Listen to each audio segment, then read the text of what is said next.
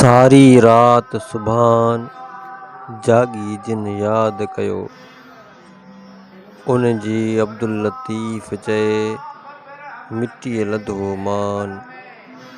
कोड़ियन कन सलाम आग अचो उन जे। शाह अब्दुल लतीफ़ भिटाई सन 1699 ईस्वीअ में हैदराबाद ज़िले जे हाला तालुक़े में हाला हवेली ॻोठ में ॼाओ। शाह अब्दुल लतीफ़ सैयद हबीबुल्लाह जो पुटु, सैयद अब्दुल कुदूस शाह जो पोटो ऐं सैयद जमाल शाह जो पड़पोटो हो। सैयद जमाल शाह शाह अब्दुल करीम बुलड़ी वारो जो टियों पुटु हो। शाह तानी पेटी सैयद हो। संदसि वालदा बि मखदूम दयानी जी ख़ानदान मां हुई। मखदूम दयानी जो मक़बरो पुराणनि हालनि जे उभरंदे तरफ़ आहे। शाह जे ॼमण खां थोरो ई पोइ शाह हबीब हाला हवेली मां लॾे वञी कोटड़ी में रहियो। हाला हवेली भिट खां 9 कोह परे आहे ऐं कोटड़ी बि 2 कोह। ॿई ॻोठ हाणे वीरान पिया आहिनि। चवंदा शाह हबीब पंहिंजे पुट खे वाई ॻोठ जे मशहूरु आलिम आख़ूंद नूर मोहम्मद भट्टी वटि इल्मु पिराइण लाइ मोकिलियो। वाई जो ॻोठ भिट खां 6 ऐं उॾेरे लाल खां 2 कोह परे आहे। चवंदा त शाह अलफ़ उचारे बे चवण खां नाबरी वारी। शाह साहिब उम्मी मतिलबु अणपढ़ियलु या न, तंहिं बाबति जुदा जुदा आलमनि जुदा जुदा राया ॾिना आहिनि। किन साहिबनि जो रायो आहे त उहो हिकु यगानो आलिम हो ऐं किन साहिबनि जो रायो आहे त मतिलबु इल्म लुदनी नाज़िल थियल हो, जो धणी तरफ़ां कामिल वलियुनि खे अता थींदो आहे। शाह साहिब सां अक्सर 3 किताब हमरा हूंदा हुआ: क़ुरान शरीफ़, मौलाना जलालुद्दीन रूमी जो मसनवी ऐं शाह अब्दुल करीम बुलड़ी वारे जो रिसालो। उन्हनि किताबनि ते कंहिं बि हंधि कुझु लिखियलु न आहे जंहिंखे शाह जो दस्तख़त चइजे। मीर अली शेर काने ठठवी जो शाह जो मोक़द हो ऐं संदूसी ज़माने में रहंदो। सो पंहिंजे किताब तोहफ़तुल किराम में लिखे थो, अगरचा हज़रत शाह अब्दुल लतीफ़ अणपढ़ियलु हो त बि सारे आलिम जो इल्मु संदसि दिलि जे लिकल तख़्ती ते लिखियलु हो। तोहफ़तुल किराम शाह साहिब जी वफ़ात खां सिर्फ़ु 16 साल पोइ यानी 1768 ईस्वी में लिखियलु आहे। उन करे के आलिम उनखे हिकु अहम सनद था सम्झनि।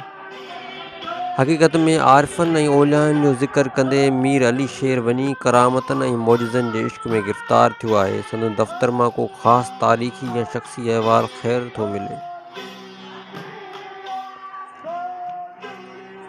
रिवायत आहे त शाह 20 वरनि जो हो त खेसि मजाज़ी मुहबत जो कांव लॻो। चवनि था त कोटड़ी जे मिर्ज़ा मुग़ल बेग जो शाह हबीब में कामिल वेसा हो। खेसि दुआ पीअण लाइ अक्सर पंहिंजे घर में वठी वेंदो हो। हू अरगून हो ऐं संदसि घर में सख़्तु पर्दो हूंदो हो। संदसि घर में अघाइती पवंदी हुई त मुर्शद खे अर्ज़ु करे दुआ लाइ वठी ईंदो हो। क़ज़ा सां हिकु दफ़े संदसि न्याणी बेचाक थी पई। इतफ़ाक़ सां साॻिए वक़्तु शाह हबीब जी तबियत बि नासाज़ हुई। उन करे मिर्ज़ा बेग जी अर्ज़ ते पंहिंजे पुटु अब्दुल लतीफ़ खे साणुसि वञण जी हिदायत कयईं। शाह मुग़ल जे दुख्तर जो हुस्न ॾिसंदे बेख़ूद थी वियो ऐं संदसि आङुर पंहिंजे हथ में झलींदे चयईं, जंहिंजी आङुर सैयद जे हथ में तंहिंखे लहर न को लोॾो। इहे सखन सुणी मिर्ज़ा ऐं संदसि अज़ीज़ गुस्से में लाल थी विया, पर ॿाहिरां सब्र इख़्तियार कयऊं ऐं उन खां पोइ अंदरां ई अंदरि सयंदनि खे अहिड़ो त तपाए खयऊं जो हू लाचार थी कोटड़ी छॾे उतर तरफ़ कुझु मुफ़ासिलो परे वञी धार हवेली अॾे वेठा। इश्क़ जी कान लॻण खां पोइ शाह हरण ऐं हुमा वांगुरु साहराइन ऐं बयाबननि में सरगर्दान ऐं हैरान थियो पियो फिरंदो हो। हिकु दफ़े 3 ॾींहं सांध हिकु हंधि गश ई गश पियो हो। संदसि जिस्म ते वारी जा तह चढ़ी विया ऐं रुॻो संदसि हिकु कपिड़े जो पलांद ॿाहिरि पिए ॾिठो। क़ज़ा सां हिकु पंहिंवार जी वञी मथसि नज़र पई, जंहिं सारो अहिवाल वञी शाह हबीब खे सुणायो। शाह हबीब उॾामंदो अची उन हंधि पहुतो ऐं ॾाढे सोध मां चयईं, लॻी लॻी वाह विया अंगड़ा लटिजी। शाह बेख़ुदी जी हालत मां छिरक भरे उथियो ऐं ठह ठह पिया जवाब में चयईं, पई खणे पसा पसण कारण पिरीअ जे। हिकु ॾींहुं शाह ओचितो योतो बिना कंहिं ॿुधाइण चताइण जे जोगियुनि जे संग में हिंगलाज ॾांहुं हलियो वियो। ॾिसिजे थो त साणनि गंजे टकर वारी वाट वठी वियो ऐं संदसि सोबत में 3 वरिया सफ़र ऐं सियाहत में रहियो। जोगियुनि जी सोबत में जीअ खे अनेक जफ़ाऊं ॾिनई, जहानी तजुर्बा पिरायईं, अमल आत्मक ख़ज़ानात कयईं। हिंगलाज ॾांहुं वेंदे जेके हंध ऐं मकान ॾिठाई तंहिंजो ज़िक्र सुसई वारनि सुरनि, सुर खाओड़ी, सुर रामकली वग़ैरह में कयो अथसि। हिंगलाज खां मोटंदे शायदि ठठे खां सिंधु नदी वारो पतण उकरी मुगल बीन, लखपत, हालार, दारोका, पोरबंद, जूनागढ़, गरनार ऐं खुंभात घुमियो आहे। चवंदा ठठे में मखदूम मुईन ऐं ॿिनि आलमनि फाज़लनि सां बि रिहाणियूं कयईं।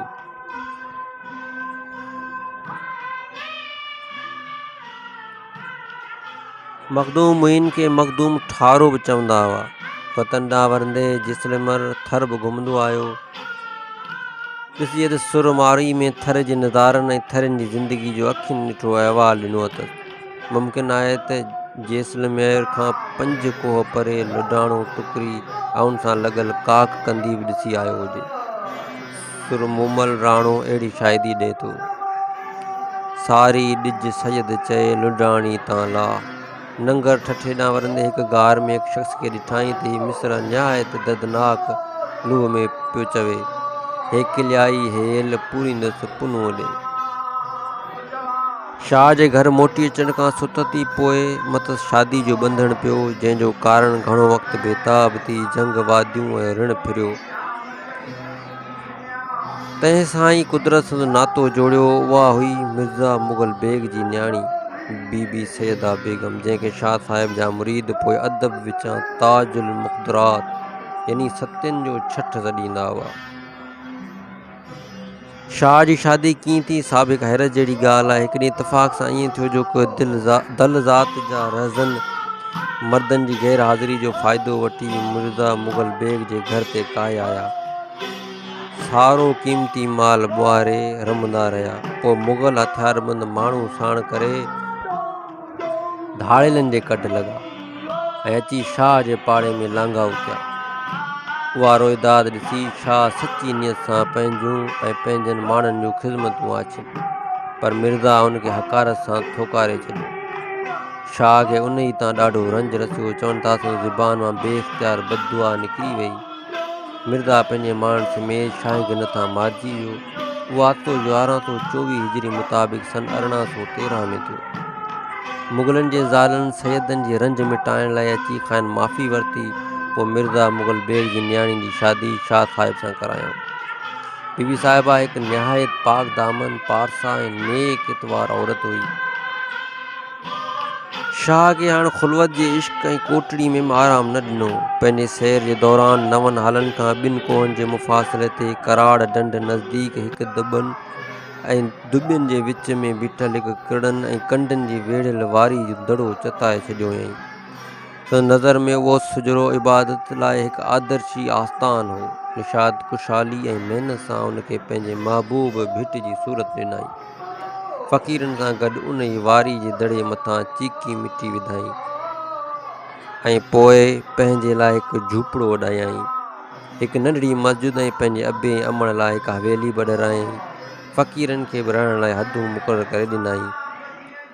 मींहं जी मौसम में भिट हिकु रौनकदार वेस पहिरींदी हुई। शाह सुर सारंग में उन रौनक ॾांहुं के इशारा फ़रमाया आहिनि। चवंदा शाह अब्दुल करीम हिकु लिंगा उन हंधा लंघंदे उते निमाज़ पढ़ी हुई ऐं पिणु फ़रमायो त असांजी औलाद मां हिकु वली ऐं वॾो शाइर हिन हंधि पंहिंजो आस्थानो जोड़ींदो।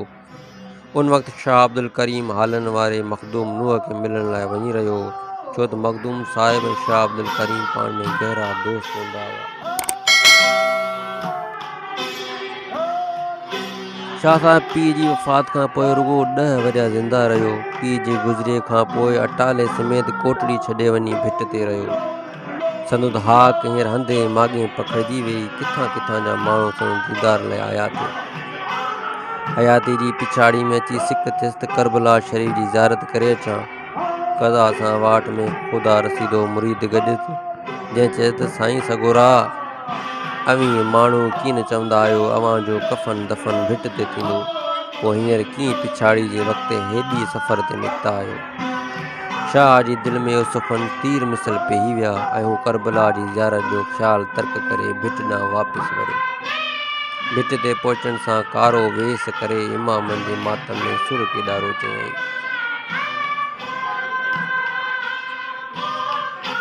शाह साहब जो लाश मुबारक संदसि वसियत मूजिबि भिट ते महमूद शाह जी पिरांदी खां दफ़न कयो वियो। हर जुमेरात भिट शरीफ़ ते फ़क़ीर शाह साहब जो कलाम ॻाईंदा आहिनि। कलाम राति जो 10 बजे दारे शुरू थींदो आहे ऐं साफ़ सुबुह ताईं हलंदो आहे।